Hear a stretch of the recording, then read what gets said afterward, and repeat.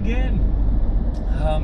You reach part 2 of Y2K driving in Singapore, and this is the MCE tunnel, the Marine Coastal Expressway tunnel. I think for those who have seen my first video, we were on the expressway from Tampines, and we traveled to southeast. Now we're in the southernmost part of Singapore, and this is driving part 2 of so like driving in Singapore part 2. So let's talk about driving in tunnels.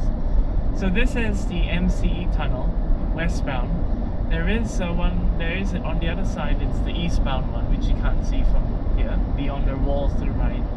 So in the tunnel, the speed limit, there are speed limits in here enforced at 80 kilometers per hour.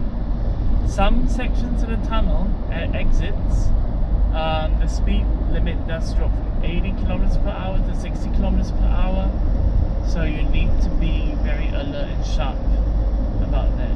Are there speed cameras in the tunnels? Yes, there are speed cameras in the tunnels here.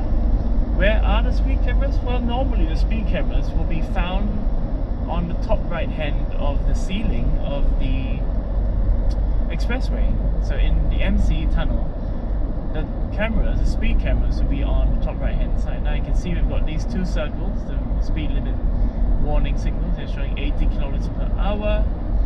And now as we're coming up, you see there's a little signboard on the top right hand corner. That one basically shows that the speed camera had the speed limits 80 kilometers per hour. Now you look at the top right hand as we come along, you see those orange things with markers on it? Yeah, those are basically your speed cameras. So if you're going anywhere above 80, like if you're hitting 100, okay, there are tolerances, right? Sometimes people say that, it's so strict. Well, there are tolerances, so you can go 5 kilometers per hour above the speed limit, which is like 85, maybe 90, but I would say let's not push it, because they just love to catch cars speeding in tunnels.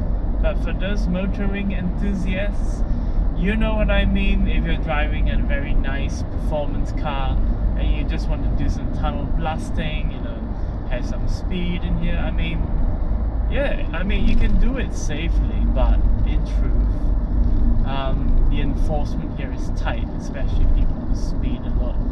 Now we just passed what looks like some kind of little frame. Well, it's a frame. It's got lots of little black panels looking down. That is basically the tolls, T-O-L, toll booth. Or if you want to be naughty, call it the troll booth. No, it's troll booth. It's called the troll because those are the ones that charge you based on the timing and the vehicle you're driving. To reduce congestion, they basically built what they call the ERP, which is the electronic road pricing system, and it's being manned electronically by these panels that hang off the frames. They look like little signboards or banner boards, and they will charge you anywhere from $3 or $4, which I've seen the most expensive, to about $1.50 or 50 cents, depending on the timing and when you're crossing the toll. Yeah, the toll banner. Let's call it toll banner. Yeah. So that's one thing to take note of. And we've exited the MC tunnel a little waves back. And now we are somewhere sort of southwest. We're going westbound. It's Tuesday morning, 7:48 a.m. Yeah. So I hope that this little video will be shorter than the previous one. But just thought I'd share with you about the tunnels, driving in Singapore in underground tunnels. And of course, if you're in a tunnel, let me just do a little bit of wrap up for the tunnels. If you're in the tunnels, And if you happen to have an emergency situation, the car breaks down, or there's an emergency in your car on board, you just take the leftmost exit to the leftmost lane, put your blinkers on, and just wait there for help. There are fire exits in the tunnels at every intervals, so look out for those fire exits and fire extinguishers in the tunnels. And of course, this will be Y2K's driving part 2 in a tunnel in Singapore. Signing off, until the next time, I wish all of you good health, stay healthy and happy.